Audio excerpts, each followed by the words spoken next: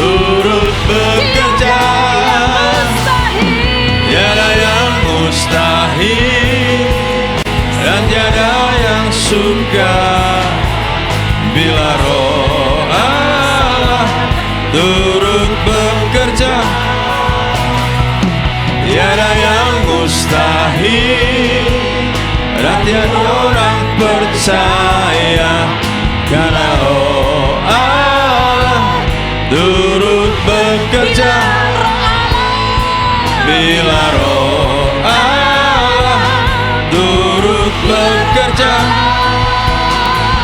bila Roh Allah turut bekerja. Amin. Terima kasih Tuhan. Bila Roh-Mu bekerja, tidak ada yang mustahil. Oleh sebab itu pada malam hari ini kami mau belajar tentang bagaimana caranya Roh-Mu mau bekerja di tengah-tengah kami. Sehingga banyak yang mustahil menjadi tidak mustahil. Banyak perkara yang berat menjadi tidak berat. Banyak perkara yang tidak mungkin menjadi mungkin. Bukan karena kuat gagah, tapi karena campur tangan Roh-Mu dari. Terima kasih banyak Bapa. Terimalah pujian kami, sebab memang kami lakukan pujian ini hanya untuk Engkau, tidak untuk yang lain. Kami tidak mengenal Allah lain selain daripada Yesus Kristus Tuhan dan Juru Selamat kami.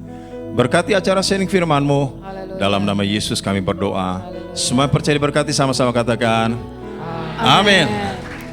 Puji Tuhan. Silakan duduk saudara-saudaraku. Haleluya. Puji Tuhan. Shalom Bapak Ibu Saudara dikasih oleh Tuhan. Apa kabar? Halo, amin. Ini belum disetel, saudara. Setelannya baru tadi di puji-pujian. Tuhan Yesus memberkati, amin. Kasih salam kiri kanan dengan senyum yang tajam. Tuhan pasti berkati. Yes. Saudara-saudara, saya bersyukur kepada Tuhan melalui Ibu Gembala Saudara dipercayakan melayani firman Tuhan pada malam hari ini terkait dengan pencurahan Roh Kudus. Malam ini saya mau mengajak kepada saudara melihat bagaimana Roh Kudus itu dicurahkan dari mulai awal dibicarakan oleh Tuhan. Beberapa hari lalu, saudara-saudara, gereja kami mengadakan pelayanan misi ke daerah Salatiga, tapi naik ke arah gunung. Ketika saya berbicara tentang makna kenaikan, tiba-tiba terselip sebuah ungkapan, karena di wilayah lingkungan orang Jawa gitu, saudara ya, saya suka cari istilah yang dekat dengan mereka. Saya katakan, pada waktu Tuhan Yesus mau naik ke sorga, saudara tahu nggak? Dia menyampaikan beberapa wasiat. Nah, orang Jawa pasti paham tuh, wasiat itu penting. Amin. Jadi saya pakai itu kata, itu muncul gitu aja saudara. Bagi orang-orang yang memahami pentingnya wasiat, orang itu pasti akan mendapatkan jalan yang bagus ke depan. Apalagi kalau kemudian orang tua sebelum meninggal memberikan wasiat. Kalau wasiat itu diperhatikan, pasti itu akan menjadi jalan berkat bagi anak-anaknya. Yang setuju katakan amin. Nah, tahukah saudara bahwa sebelum Tuhan Yesus naik ke sorga, dia tuh menyampaikan banyak wasiat. Salah satu kitab yang mencatat beberapa wasiat Tuhan itu kitab Yohanes. Yohanes pasal 14. Ayat 1 sampai dengan ayat yang ke-18. Tapi kita tidak baca semua. Karena saya tahu saudara sudah, dari wajahnya saja saya tahu saudara tuh orang yang suka baca Alkitab. Kalau sempet, gitu sudah saudara. Oke ya. Nah, Yohanes pasal 14 ayat 1 sampai 3, Tuhan Yesus tuh memberikan wasiatnya begini. Janganlah gelisah hatimu, percayalah kepada Allah, percayalah juga kepadaku. Di rumah Bapakku banyak tempat tinggal. Jika tidak demikian, tentu aku mengatakannya kepadamu. Aku jujur, aku fair, aku gak mungkin bohongin kamu. Tapi karena di sana banyak tempat tinggal, aku akan pergi ke situ untuk menyediakan tempat bagimu. Ayat yang ketiga berkata, dan apabila aku telah pergi ke situ dan telah menyediakan tempat bagimu, aku akan datang kembali. Dia janji itu. Aku akan datang kembali dan membawa kamu ke tempatku supaya di tempat di mana aku berada, kamu pun berada. Itu wasiat. Amin. Amin. Jadi pada waktu Yohanes mencatat beberapa wasiat yang diucapkan Tuhan sebelum dia naik ke sorga, dia catat ini. Jadi Tuhan Yesus ada omong, aku mau naik ke sorga. Kita nggak berjumpa lagi, oke? Ya, tapi ingat ya, aku ke sana untuk menyediakan tempat bagi kamu.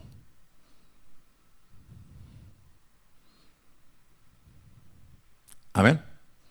Dan kalau tempat itu sudah selesai, aku akan jemput kamu semua.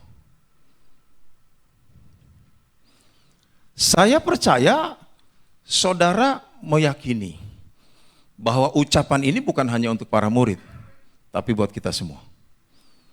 Yang setuju katakan amin. Kasih salam kiri kanan dong. Berarti kita punya rumah di sorga dong. Itu. Haleluya. Yang setuju katakan amin. Saudara percaya di sorga lebih indah dari di dunia ini? Saudara rindu ke sana? Siapa yang mau duluan? Ini. Aminnya bohong tuh yang dua tuh, yang pertama. Kalau memang lebih indah, buru-buru ke sana lebih enak lah. Halo. Amin. Kasih salam kiri kanan. Makanya aminnya jangan kenceng-kenceng. Suruh duluan gak mau. Kalau pendeta gak mungkin duluan, karena kan mesti khotbah terus. Bye-bye jemaat. Oke. Itu wasiat pertama. Dia bilang juga loh saudara di dalam ayat yang ketiga. Kalau nanti di sana sudah selesai,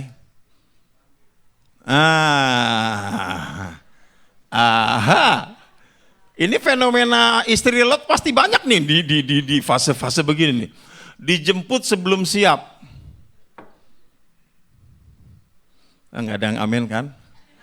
Nggak ada yang amin. Udah selesai kalau gini urusan udah selesai. Ini Roh Kudus nggak tembus nih. Nggak tembus, sudah mau tembus bagaimana? Saudara masih berat dengan rencana Tuhan ya. Tuhan bilang tuh saudara di ayat yang ketiga, kalau rumah itu sudah selesai, aku akan datang kembali, bukan untuk memberi kiamat. Kiamat itu orang luar, kita bukan kiamat, kita berita bagus yang kita dapat. Rumah kita sudah selesai di sorga. Nah, amin lagi nih, saya tanya balik lagi nih. Mana sih Sudah. Jadi saudara-saudara, waktu kita itu bergantung dari di sana siapnya kapan. Kalau di sana sudah siap, dia pasti balik. Nah, yang begini saya seneng nih, diam aja. Nah, pasti doanya saudara itu main lempar-lemparan tuh. Dia duluan aja deh, gue dia belakangan masih seneng di sini. Saudara tahu Yohanes 14 ayat 1 sampai 3 itu salah satu wasiat. Saya pasti balik. Pokoknya kalau sudah selesai saya pasti balik. Saya mau. Nah, saudara mesti tahu juga nih. Obsesinya Tuhan. Saya mau. Di mana saya ada, di situ kamu semua ada. Jadi, amin.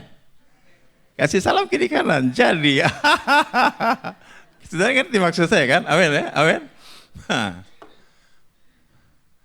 Tunggu saudara-saudara yang kekasih. Dia datang, dia jemput kita balik ke sorga. Nah, logikanya gini. Kalau saudara mempercayai wasiat ini, dan saudara terima ini sebagai firman yang kudus, di balik firman ini ada satu pesan. Persiapkanlah diri untuk penyesuaian hidup di sana. Karena gaya kita, style kita di sini sama di sana tuh beda jauh. Saudara-saudara yang suka gorengan, nggak ada di sana, tengah mati. Amin. Yang suka bakso mie ayam, berusaha mulai berhenti pelan-pelan. Supaya pada waktu dibawa ke sana, saudara nggak kangen bakso lagi. Halo, amin. Maaf bicara, masih ada yang ngerokok? Asem di sana nih, asem, kagak ada yang jual rokok. Halo. Amin. Kasih salam kiri kanan dong. Ibu-ibu bilang nanti muka saya gimana? Enggak ada kosmetik lagi di sana sudah. Maka perlu penyesuaian. Halo. Halo, amin. Perlu penyesuaian. Saudara cari tahu gaya hidup di sana itu bagaimana. Itu yang mesti dibangun sekarang. Itu yang mesti dibangun. Sebab biar bagaimanapun ini adalah sebuah fakta yang akan dikerjakan oleh Tuhan kita untuk kita semua. Setuju katakan amin? Nah, saudara, itu salah satu wasiat. Saudara tahu nggak wasiat berikutnya apa? Kalau kita belajar dari Yohanes pasal 14 ayat 1 terus sampai ke ayat 18, ada banyak. Ini 36 menit nggak bakalan selesai. Saya perlu 360 menit malah. Jadi saya langsung loncat aja sudah. Saya langsung loncat ke ayat 15, 16, 17, 18. Itu wasiat juga. Coba kita buka. Kita buka Yohanes pasal 14 ayat 15 sampai 18. Saudara perhatikan. Disinilah kunci orang dipenuhi oleh Roh Kudus. Itu wasiat. Jadi yang punya inisiatif untuk memenuhi saudara dengan Roh Kudus itu bukan keinginan saudara, Tuhan. Baca. Jikalau kamu mengasihi aku, kamu akan menuruti segala perintahku. Oke, amin. Setelah Tuhan tahu kita mengasihi dan mentaati Dia, muncul ayat 16. Aku sendiri yang minta kepada Bapa dan Ia akan memberikan kepadamu seorang penolong yang lain supaya Ia menyertai kamu selama-lamanya. Jadi inisiatif saudara dipenuhi oleh Roh Kudus datang dari siapa? Tuhan. Inisiatif ini akan dipenuhi oleh Tuhan manakala dia berasa dicintai dan dituruti. Ayat 15. Betul ya saudara ya? Amin. Ayat 15, sorry kita mundur lagi ayat 15. Jikalau kamu mengasihi aku, kamu akan menuruti segala perintahku. Kalau itu yang terjadi padamu, aku akan minta kepada Bapa supaya Dia kirim penolong yang lain. Dikatakan seorang penolong yang lain supaya menyertai kamu selama-lamanya. Jadi prosesnya itu dimulai dari radarnya Tuhan bekerja, memantau pergerakan saudara. Apakah kasih saudara dan penurutan saudara kepada Dia itu Dia bisa rasa. Ketika Dia rasa, Dia utus Roh Kudus. Begitu prosesnya katanya nih Yohanes nih, ini wasiat. Siapa dia? 17 berkata, yaitu roh kebenaran. Dunia tidak dapat menerima dia. Kenapa? Ya karena dunia tidak dikirim kepada orang yang tidak cinta dan tidak taat dia. Sebab dunia tidak melihat dia dan tidak mengenal dia. Tetapi kamu mengenal dia. Sebab Ia menyertai kamu dan akan diam di dalam kamu. Aku tidak akan meninggalkan kamu sebagai yatim piatu.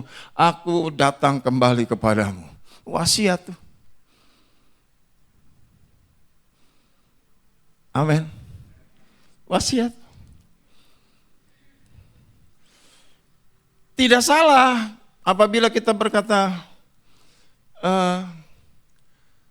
come Holy Spirit, falling this place. Tidak salah. Tapi kehadiran Dia setelah Tuhan mendeteksi adakah cinta dan ketaatan di hati saudara terhadap Tuhan. Di situ titik awal Roh Kudus diutus. Dan yang utus bukan karena permintaan. Bukan karena order dari Ciledug. tapi hasil pantauan Tuhan terhadap hati setiap kita. Jikalau kamu mengasihi aku, kamu akan menuruti semua perintahku. Aku akan kirim Roh Kudus kepada kamu. Itu statementnya loh. Coba saudara renungkan. Jadi rahasia untuk kita dipenuhi oleh Roh Kudus bukan jejeritan meminta saja tanpa ada bukti kasih dan penurutan. Bukan sekedar menyanyi dengan luapan-luapan emosi, tapi pembuktian pada cinta dan penurutan. Ketika Tuhan menikmati dan merasakan cinta dan penurutan saudara, ketaatan saudara, saudara nggak usah minta, Dia yang kirim dalam hidup saudara.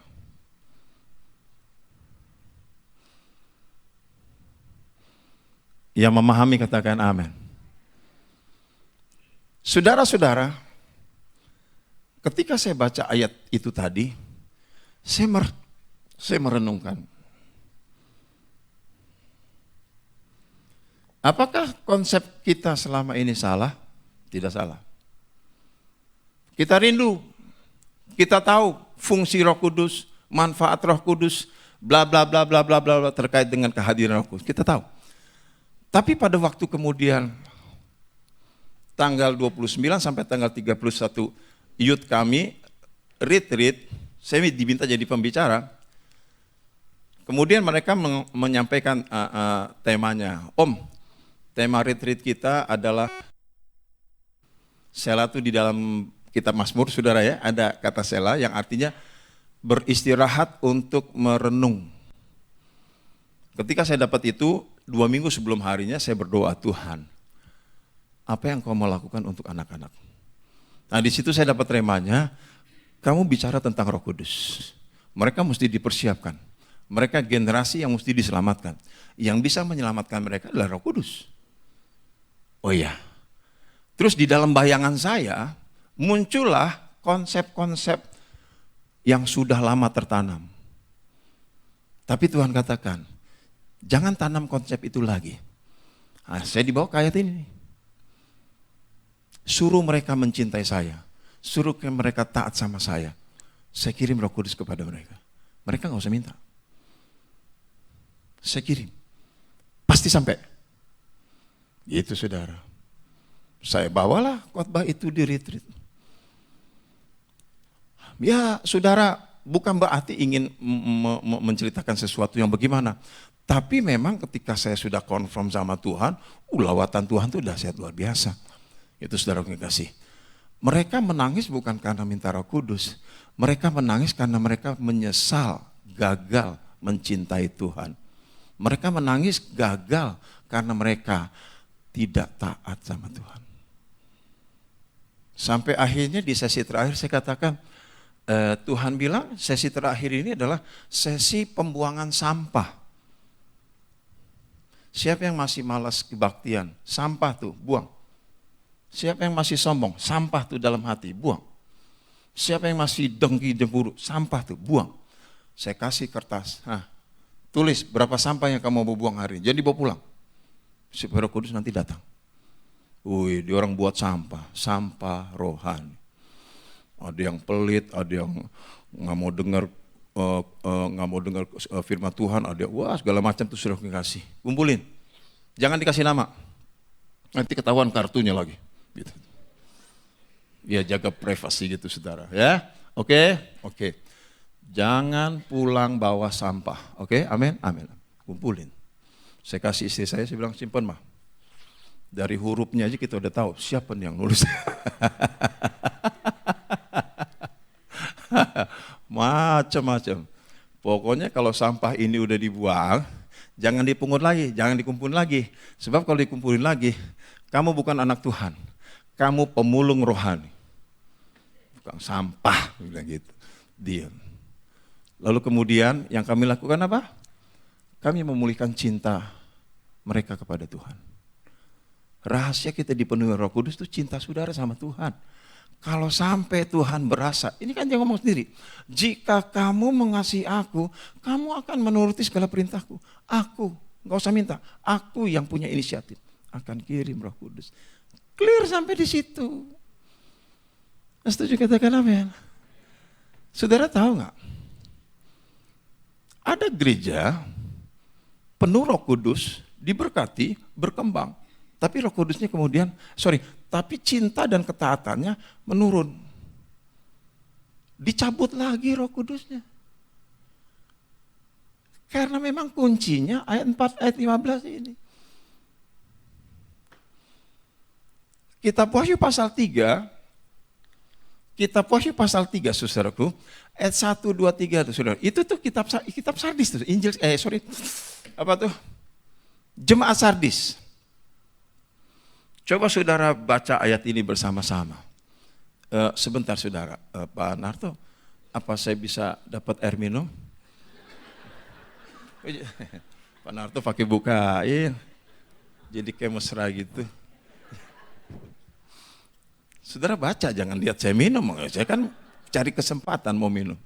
Mari kita baca sama-sama saudaraku. 1, 2, 3. Dan tuliskanlah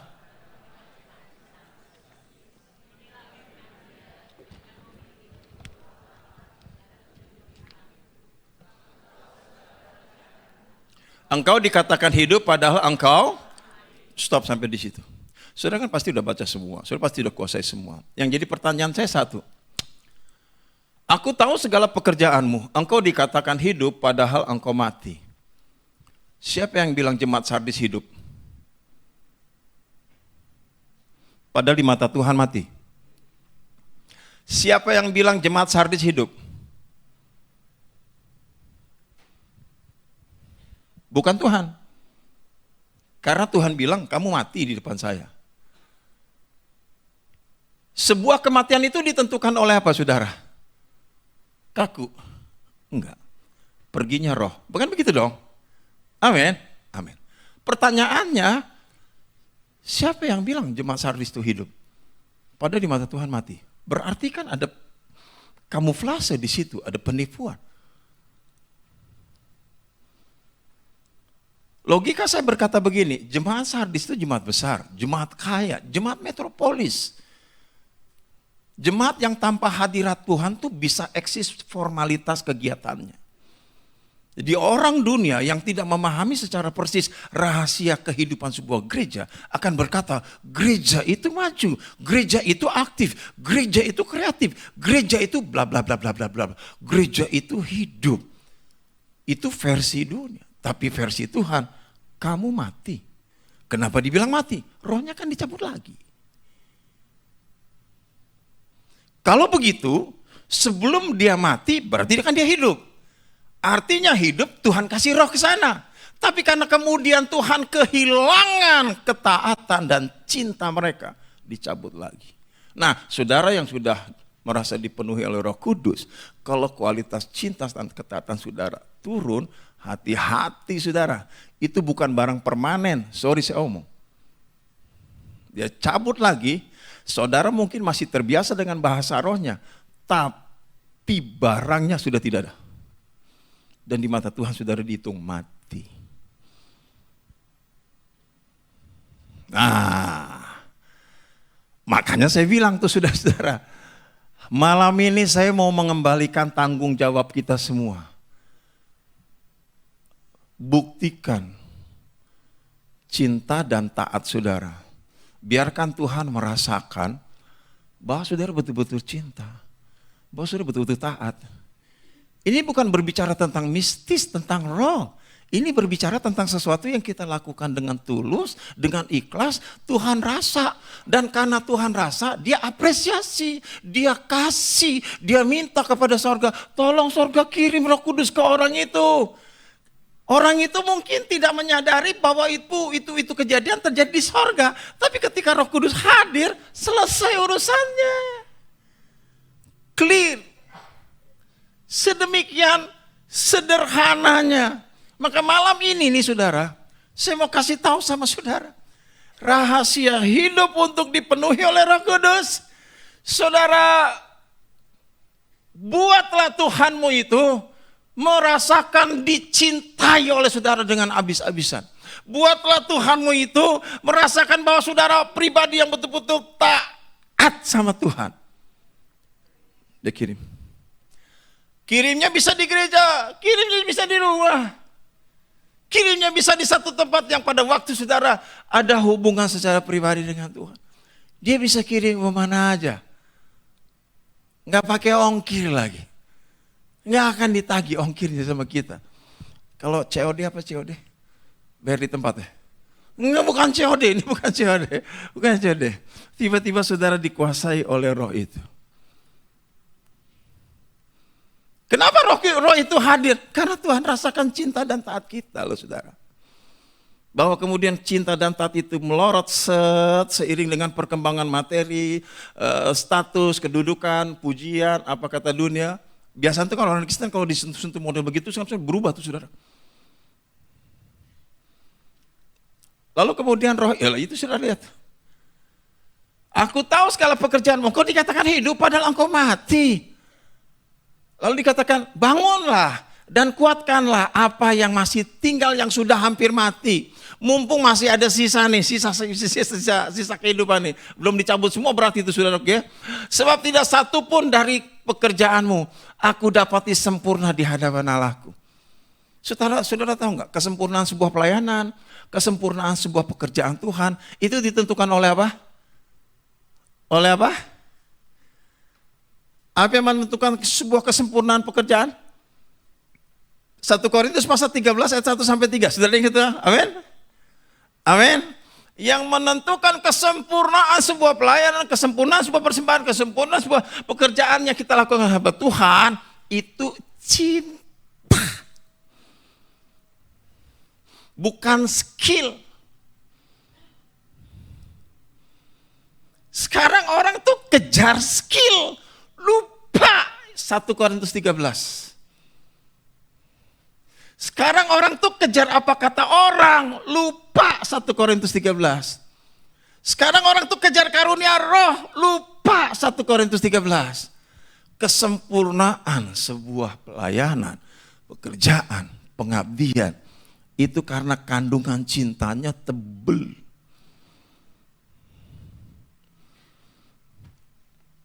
Setuju katakan amin? Karena itu ingatlah bagaimana engkau telah menerima dan mendengarnya. Turutilah itu dan bertobatlah. Lakukan lagi ya. Nah kan ada jemaat Efesus kan jemaat yang paling parah juga. Kenapa? Meninggalkan cinta yang mula-mula. Tuhan dikasih cinta yang kedua, cinta yang ketiga. Ya mana mau dia? Mana Roh Kudus dikirim ke sana? Enggak. Malah kaki dianya dia matiin sekalian. Lalu dikatakan apa lagi saudara? Karena jikalau engkau tidak berjaga-jaga, maksudnya tidak memulihkan ini kembali, aku akan datang seperti pencuri dan engkau tidak tahu pada waktu manakah aku tiba-tiba datang kepadamu. Saudara, kalau saudara konversi ini ke atau saudara koneksikan dengan Yohanes pasal 14 tadi, kalau ke rumah di sana sudah selesai, aku akan datang kembali, janji itu dibatalkan di sini. Aku datang seperti pencuri. Kamu gak akan tahu. Artinya putus hubungan. Kacau. Saudara masih bisa tetap duduk di gereja. Saudara masih bisa tetap beribadah. Saudara masih bisa tetap menyembah Tuhan. Tapi surga sudah close. Wah itu bahaya besar saudara-saudara yang kasih dalam Tuhan. Yang setuju katakan amin. Yang setuju katakan amin. Kasih salam kiri kanan saudara bilang. Cinta sama taat.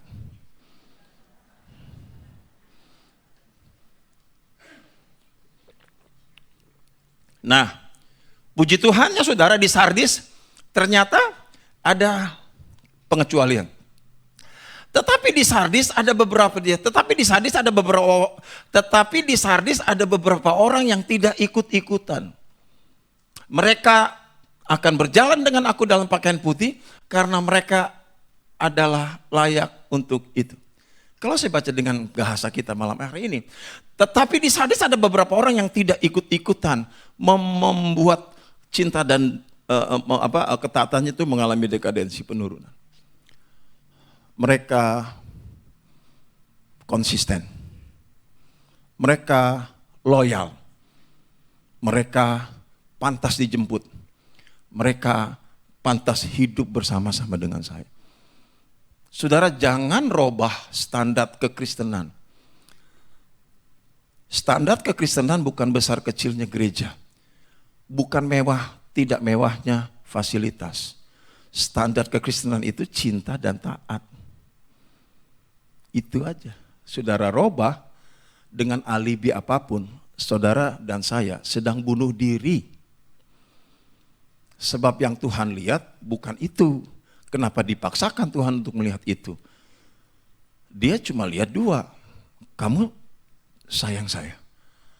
Kamu tetap taat sama saya. Cuma itu aja. Nah, persoalannya dua masalah ini selalu diganggu oleh keadaan. Ada orang Kristen kalau lagi susah banget, cintanya berubah. Ada juga yang lagi senang banget, cintanya berubah. Tuhan bilang, saya gak pusing itu. Yang saya pusingin cuma, kamu tetap cinta gak? Cintanya berasa, tulusnya, ikhlasnya, relanya. Bukan cinta yang dibuat-buat gitu saudaraku. Kamu tetap taat gak? Ketaatannya itu dilakukan dengan kerelaan, tidak terpaksa. Tidak ada udang di balik batu. Dan saya juga yakin dan percaya ketika kita melakukan cinta palsu dan ketaatan palsu, Tuhan juga kan pasti berasa dong saudara-saudara. Yang setuju katakan amin. Yang setuju katakan amin. Jadi saudara-saudaraku yang kasih dalam Tuhan, malam ini saya mau mengembalikan wacana ini kepada saudara. Kalau saudara mau diberkati Roh Kudus, pulihkan cinta saudara. Dulu waktu belum jadi orang kaya, saudara mencintai Tuhan tuh, waduh, kebaktian belum dimulai, udah sampai di gereja. Puji-pujian belum jalan, udah nangis. Sekarang udah nyanyi, worship night, 1 jam.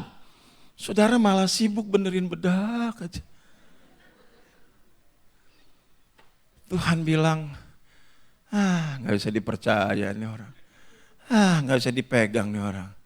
Kalau Tuhan sampai nyeletuk begitu, saudara mau teriak minta Roh Kudus turun, sampai lidah copot. Gak datang. Karena ukuran Tuhan ketika dia rasa cinta kita sama ketaatan kita, itu yang menyebabkan dia kirim Roh Kudus. Ini saya mau kasih tahu nih. Saudara-saudara yang sudah dipenuhi oleh Roh Kudus, coba sudah flashback. Waktu kapan saudara terima Tuhan? Pasti waktu cinta sama ketaatan saudara itu berasa banget sampai ke sorga. Sorga kalau nggak mengapresiasi dosa rasanya, maka diapresiasi itu. Lalu kemudian sekarang sentuhan itu berubah juga yang pasti saudara alami hari-hari.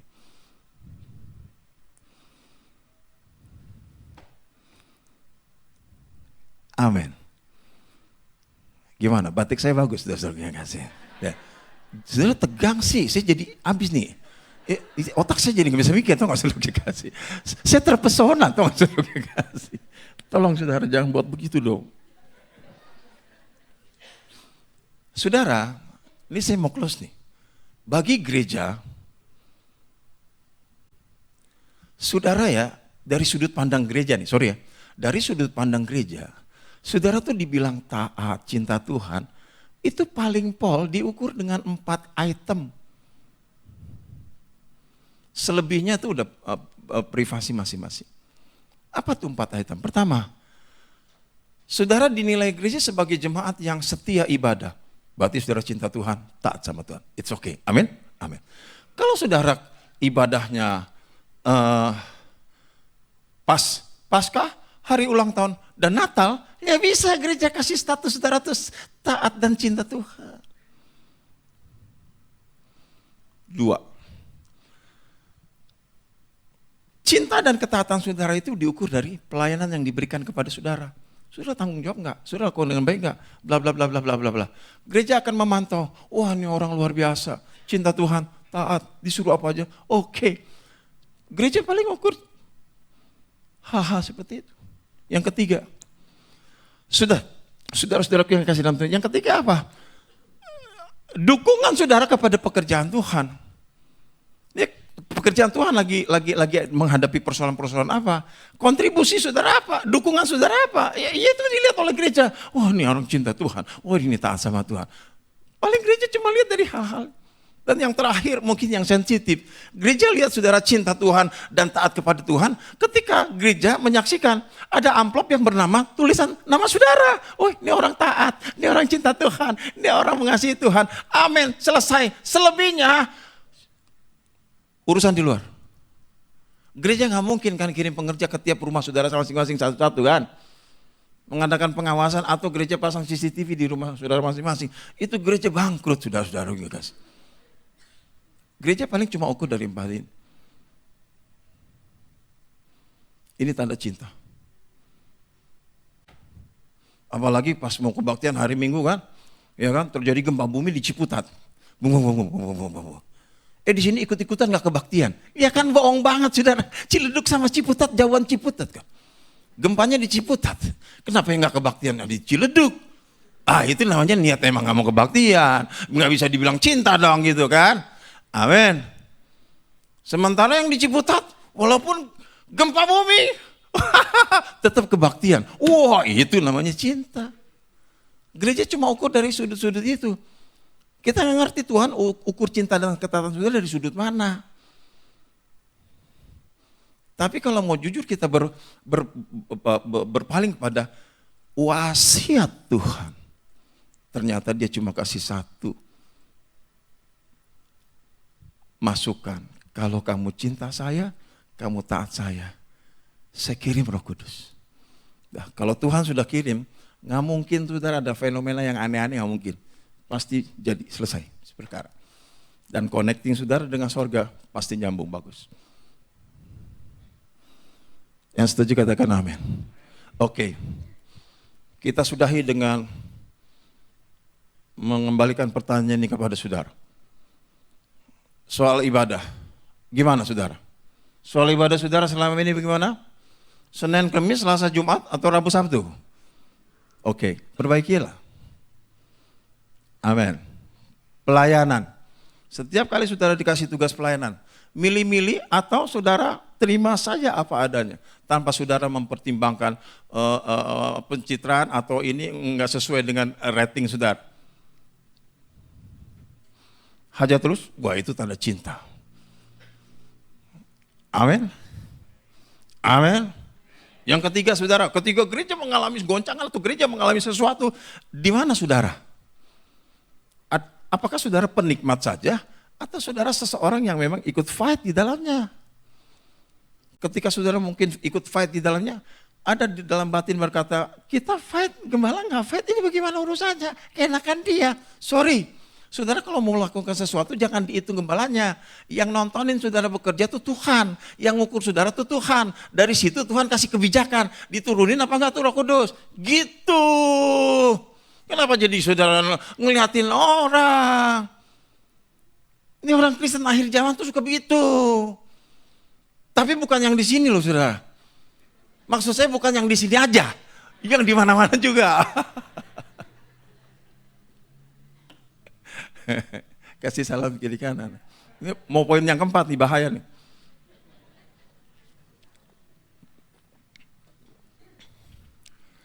Gereja hanya mengatakan saudara cinta Tuhan dan taat ketika saudara kembalikan persembahan. Kemarin saya ditanya sama salah satu jemaat saya, jemaat Tuhan yang saya layani. Pak Gembala, aku kalau kasih perpuluhan malu. Hah? Jadi selama ini enggak? Enggak. Kenapa? Habis perpuluhan aku sedikit. Lu sedikit aja malu gimana banyak? Kebanyakan orang, kebanyakan orang tuh enggak taat tuh karena kebanyakan bukan karena kedikitan. Saya katakan begini, perpuluhan itu dalam definisi saya, perpuluhan itu adalah satu, pengakuan pribadi kita bahwa berkat ini datang dari Tuhan. Maka kita kasih perpuluhan. Kalau saudara nggak mengakui itu datang dari Tuhan, nggak diwajibkan. Nggak usah. Dari situ kan Tuhan tahu. 2, perpuluhan itu ketika diberikan, itu tanda cinta. Tuhan kan ngetesnya model begitu.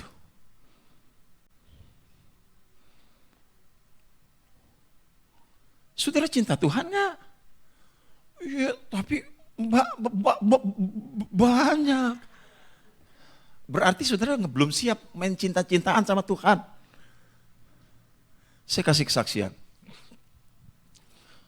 Saya berharap ini khotbah jangan direkam nih, kesaksian ini ya, jangan ya, putusin. Di gereja kami setiap bulan biasanya ada misi ke desa. Jemaat saya libatkan, saudara kita mau misi, siapa yang mau ambil bagian? Kumpulin, berangkat. Nah, kemarin, di akhir bulan kemarin, kami sudah memutuskan untuk memberkati 6 gereja. Di daerah Salatiga Pegunungan sampai Boyolali sampai Klaten. Cari tuh, ada 6 gereja kecil. Saya telepon teman di sana, halo bro, siap, oke 6, siapin 6. Pada saat hari hanya, kita siapkan 2 tim. Tim saya sama tim anak saya nih. Itu kan kaderisasi pendeta. Anak saya suruh, pimpin kamu tim sana, pelayanan di blok sana, papa di blok sini. Siap bos. Gitu. Oke, dah, deal.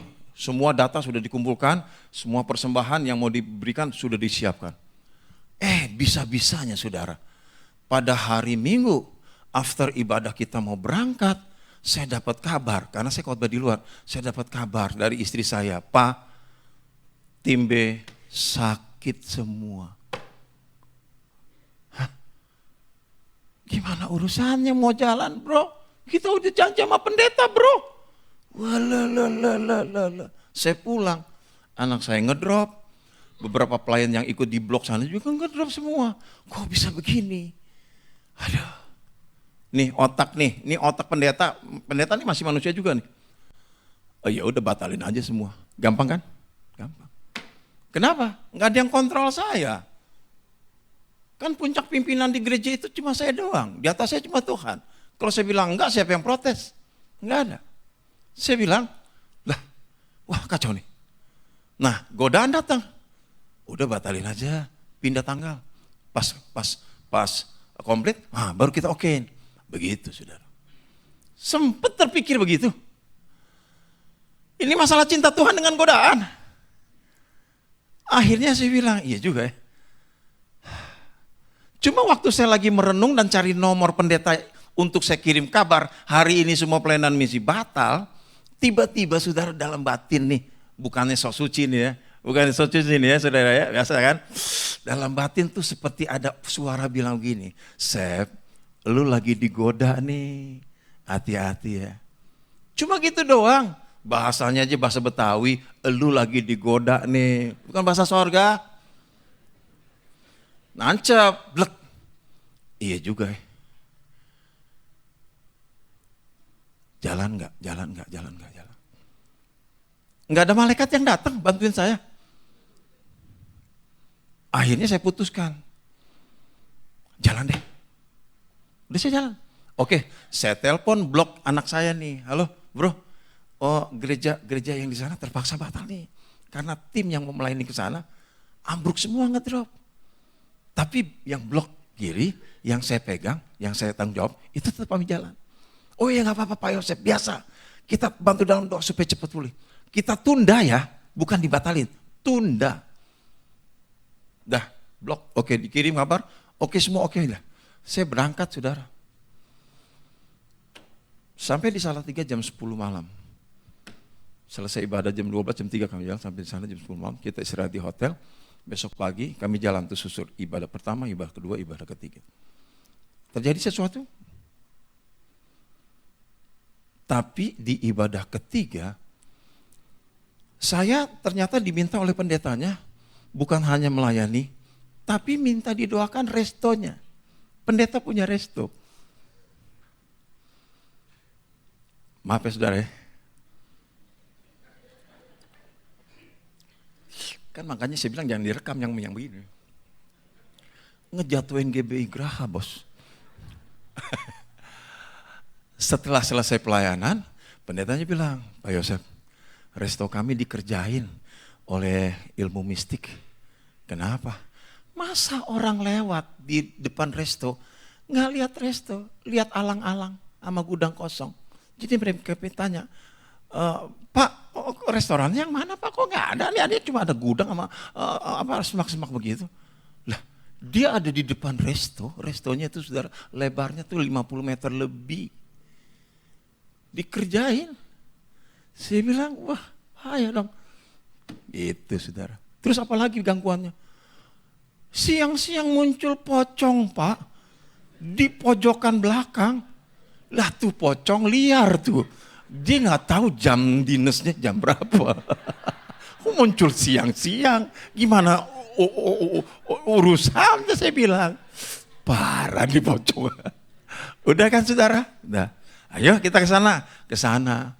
Saya perhatikan, ya kita pelajari, ya udah kita berdoa, kita urapi, bla bla bla bla bla bla bla bla. Tuhan tuntun saya untuk tanam patok dalam nama Yesus di depan pintu masuknya saudara. Bayangkan saudara, restonya itu ya, tempat parkir restonya bisa nampung 5 bus luar kota. Gedenya itu segitu. Itu belum mobil-mobil kecil, restonya segede apa. Gitu saudara, selesai kan? Dah, ayo kita pulang Pak ke rumah saya. Ke rumah saudara-saudara, beleg. Nah saudara tahu gak? Waktu ke resto itu, saya belum cerita nih. Supaya saudara tahu. Ya kalau saya gak cerita kan saudara gak tahu. Ya bukan pengkhotbah namanya kan. Nah, dia bilang Pak Yosef, mobil Pak Yosef taruh di parkiran depan rumah aja. Pakai mobil saya ke restonya, jadi satu mobil aja. Oh ya welcome, gak apa-apa silakan. Gitu. Dia keluarin mobil Alphard saudara. Wow. Wih, keren. Ini orang tampangnya doang ya. Isinya, waduh. Oke, naik. Selesai di resto, pulang ke rumah. Dia bilang, Pak Pendeta, tolong doakan kamar anak perempuan saya juga. Kenapa rumah lu bagus-bagus begini? Masa pintu kamar anak perempuannya, kamar mandi di dalam. Pintu kamar mandi bisa buka ketutup sendiri saudara. Plak, plok, plak, plok. Untung anak perempuannya enggak takut. Bukannya teriak, direkam. Direkam saudara sama ini anak. Lalu kemudian dikasih tahu papanya, Pak lihat tuh Pak, tuh.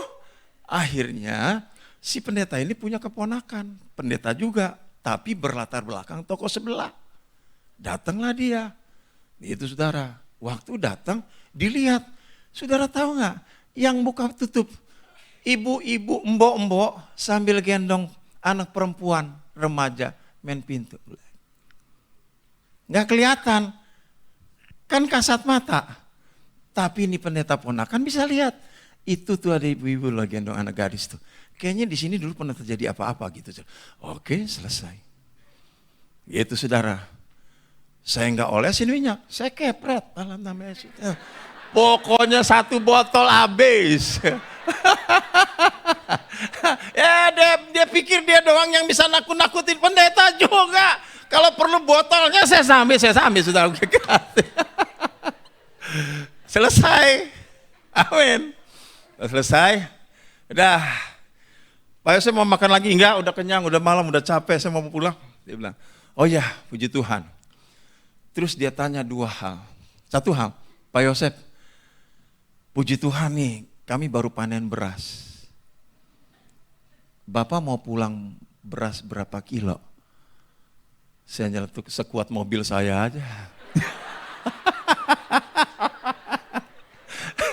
Saya nyeletuk itu dikasih 100 kilo. Kan sekuat mobil gue. Masuk sudah 100 kilo. Udah saya 5 orang. Salaman. Semua dulu pelayan dulu. Salam. Sudah saya belakangan. Salaman. Bukan saya ngatur, bukan saya tahu. Sorry. Saya atur. Salaman saya terakhir. Plak. Waktu sudah salaman, oke. Pak saya balik ya. Thank you ya. Udah kasih kita melayani di sini. Oke. Amin. Saya mau jalan. Tangan saya ditarik. Pak Yosef sebentar dulu dong. Apaan nih? Gitu. Saya tulus, saya khotbah ya, saya tulus, saya jujur ya. Gak ada niat macam-macam nih. Begini, waktu saya lamar, ditarik, saya tarik lagi. Untuk menunjukkan bahwa saya seolah-olah tidak tahu. WC nantinya gitu. Saya takut nanti tangan saya ditarik sama ibu gembala saudara. Jadi begini saudara, sudah saya lama begitu, kan saya belakangan, yang lain udah pada jalan. Pak, terima kasih ya Pak Gembala ya. Ya, Tuhan berkati ya. Dia keluarin amplop saudara. Bukan amplop putih loh, amplop coklat tuh saudara. Waktu ditekuk nggak bisa, ngek gitu doang. Dia masukin ke tangan saya. Pak, terima kasih Pak. Tuhan berkati ya. Saya bilang ini apa? Ini korban syukur Pak. Waduh, tahu begini saya nyesel tarik-tarikan gitu. Ya namanya pendetakan manusia juga. Saudara-saudara, udah. Anak buah di belakang ngelihat. Oh my God. Saya mau masukin kantong nggak muat, saudara, ketebelan. Jadi tontonan. Apaan? Naiklah kita ke mobil. Itu amplop ngeganjel. Saya udah capek mau tidur. Ini ngeganjel mana enak. Mana di sebelah lagi pelayan dari jemaat Cijantung. Dia ngelirik. Tahu saudara apa? Saya berdoa, Tuhan, kelihatannya dia sudah lelah. Tidur. Saya suruh tidur. Waktu dia tidur, saya buru-buru keluar, selempengin baru saya masukin tas. Lega saudara. Saya tidur sampai Jakarta. Saudaraku, sampai di Jakarta jam 3 pagi. Nggak bisa tidur, Oe nggak bisa tidur. Penasaran, tebel banget itu amplop ya gitu. Beras saya suruh pengerja, beresin itu beras, beresin 100 kilo, bonek ke atas. Saya nggak hitung tuh beras dibuang saya hitung. Saya konsentrasi di amplop coklat. Iseng saudara, iseng. Saya lempangkan, saya ambil penggarisan. Saya ukur tebelnya sudah. Wih, 2 senti lebih bro.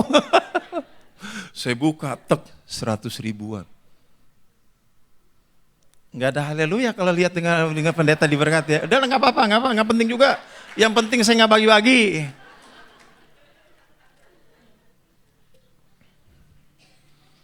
Saya hitung. Setelah saya hitung, saya berlutut, saya nangis, Tuhan, untung saya pergi. Ternyata berkat itu dia taruh di Solo, di Kertasuro. Kalau saya mau ikutin daging saya, batal supaya klub sempurna satu tim, 2 tim berangkat. Saudara tahu gak? Saya kehilangan berkat banyak loh saudara.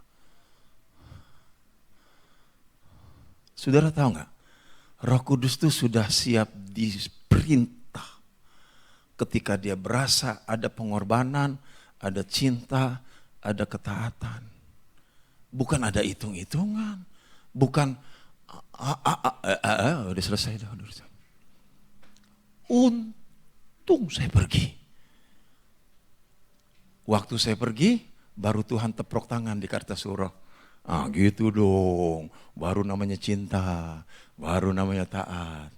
Diulang sama hambanya, kasih, dapat. Beras 100 kilo, uang 100 ribuan, 2 senti lebih. Masih baru, dia baru ambil dari bank, saudara. Ternyata hamba Tuhan ini punya usaha di Kalimantan. Seminggu tinggal di Kalimantan, seminggu balik di rumah. Terus bolak-balik aja. Naik pesawat udah kayak naik angkot. Dia kasih itu. Saya cerita ini bukan supaya saudara nanti ngedehem deket saya ya, bukan. Tapi saya mau cerita begini. Saudara, Tuhan cuma mau rasa sekarang. Saudara tuh betul-betul cinta gak sama dia? Betul-betul taatnya tulus gak? Cuma itu doang yang dia tunggu. Kalau itu dia rasa, selesai nih doang, nih bisa penuh nih. Dan Roh Kudus dicurahkan. Beri kemuliaan bagi nama Tuhan.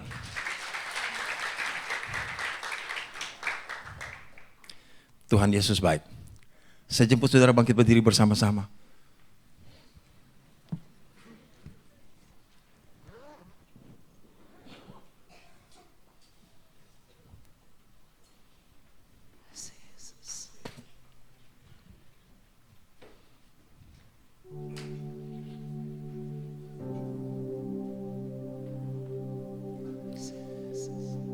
Tak terukur kasih-Mu Yesus.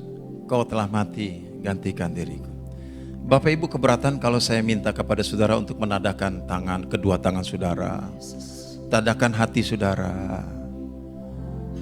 Jangan berusaha memberitahu dunia bahwa saudara adalah pecinta Tuhan yang hebat. Percuma, dunia gak bisa kasih apa-apa. Malah dunia tidak suka sama sikap itu. Tapi berusahalah beritahukan Tuhan dengan ketaatanmu, dengan cintamu. Kalau engkau sukses di dua hal ini, dia bicara sendiri. Aku akan minta kepada Bapa supaya Roh Kudus dikirim ke sana. Artinya sekarang dia sedang tunggu reaksi saudara terhadap firman ini. Tunjukkan saudara. Jangan sibuk dengan dunia luar. Mari kita sibuk dengan Tuhan kita. Khorala mata kaya nama shikarala.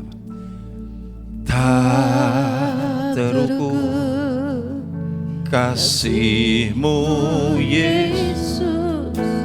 Kau telah mati, gantikan diriku. Kau curahkan darah-Mu untuk tebus dosaku. Tak terukur, tak terukur kasih. Saudara, nyanyi yang betul, pakai cinta nyanyinya. Dia lagi dengar kita. Dia masih rasa-rasa.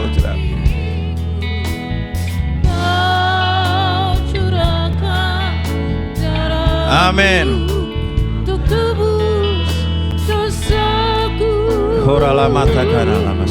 Layaklah Kau Tuhan dipuji dan disembah dengan segenap hatiku. Layaklah Kau Tuhan dipuji dan disembah dengan segenap jiwa ragaku. Tak Kau Tuhan dipuji dan disembah dengan segenap hatiku. Layaklah Kau Tuhan dipuji dan disembah dengan segenap jiwa raga. Saya mau mulai dari para pelayan di tempat ini. Maafkan saya mewakili gembala saudara. Saya belum bicara apa-apa dengan gembala saudara. Tapi saya pikir gereja ini bisa menjadi media Tuhan mengirim Roh Kudus kepada engkau. Ketika pelayananmu betul-betul mengandung kasih dan ketaatan tingkat tinggi. Bukan karena manusia engkau melakukannya, tapi karena engkau cinta Tuhan. Karena engkau taat sama Tuhan. Manusia mau merespon positif negatif itu urusan lain. Yang penting Tuhan tahu, Tuhan rasa. Itu semua karena engkau cinta dan taat. Para pelayan Tuhan, beranikah engkau mengangkat tangan kanan berkata, Tuhan, pulihkan cinta dan ketaatanku. Kalau engkau rasa cintamu sudah berubah, karena kedudukan, karena posisi, karena apa? kembali kepada cinta mula-mula. Itu resep Roh Kudus. Mari angkat tangan kananmu. Katakan semua untuk Tuhan, karena Tuhan, oleh Tuhan. Layaklah Kau Tuhan, dipuji dan disembah dengan segenap hatiku. Layaklah Kau Tuhan, dipuji dan disembah dengan segenap jiwa. Bersama-sama sidang jemaat Tuhan. Layaklah Kau Tuhan, dipuji dan disembah dengan segenap hatiku. Layaklah Kau Tuhan, dipuji dan disembah dengan segenap jiwa raga. Sekali lagi bersama-sama.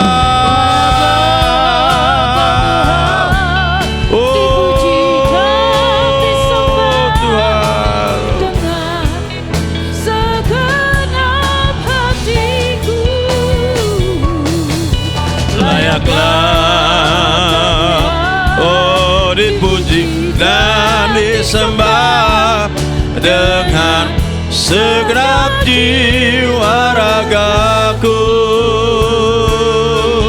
dengan segenap jiwa ragaku. Yes, haleluya.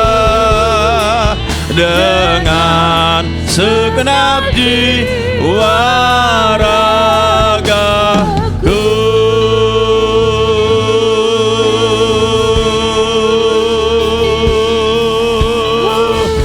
Mari kita sembah Tuhan yang kita cinta. Mari kita sembah Tuhan yang kepadanya kita berani taat total. Biarkan Dia merasakan denyut itu. Biarkan Dia merasakan denyut itu. Singkirkan semua teori Roh Kudus. Biarkan Dia rasakan denyut cintamu, denyut taatmu. Kalau Dia berasa denyutnya keras, Dia bilang, aku akan minta kepada Bapa, kirim Roh Kudus ke sana. Dan sesuatu terjadi pada dalam kehidupan saudara dan saya. Haleluya. Amin. Amin. Amin.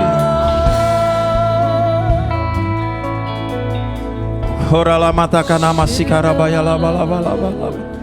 Korala bayala bala bala bala bala bala bala bala. Korala mata kana la masangkara la basikara la bala bala bala. Shana la bala bala bala bala bala. Shana la bala bala bala bala bala.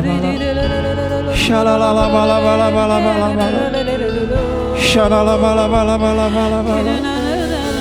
Korala bala bala bala bala bala bala bala bala. Biarkan Dia menikmati cinta dan ketaatanmu hari-hari. Shikarala mata karala mayala bala bala bala bala bala bala bala.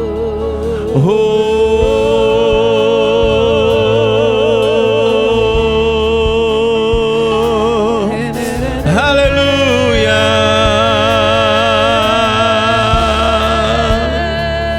Haleluya.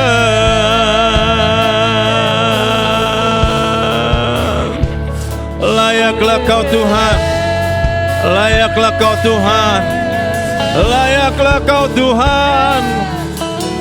Haleluya.